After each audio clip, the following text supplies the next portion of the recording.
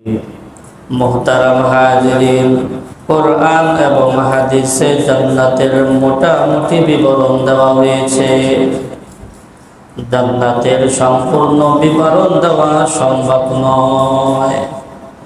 জান্নাত হলো এক অফুরন্ত নিয়ামত, সুখ শান্তির জায়গা। এমন সুখ, এমন শান্তি, এমন আয়েশ, এমন আরাম যা মানুষ কোনোদিন কল্পনাও করে নাই। সরকারে দো আলম বলেন, ইয়াকুল্লাহু আযজা ওয়া জাল্লা মা লা আইনুন রাআত ওয়ালা উযুনুন সামিআত ওয়ালা খাতারা আলা কলবি বাশার যুখরান বাল হামা আতলাআকুমুল্লাহু আলাইহি।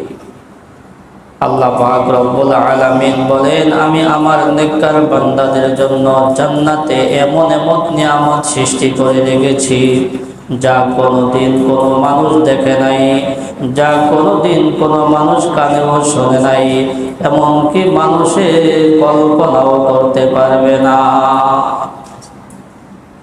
এটা আল্লাহ পাক রব্বুল আলামিন মানুষকে জানান নাই। তাহলে জান্নাতে এমন এমন নিয়ামত জীবন সৃষ্টি করা হয়েছে যেটা বর্ণনা দেওয়া সম্ভব নয়। যখন মানুষেরা স্বচক্ষে দেখবে তখন সেটা বুঝতে পারবে।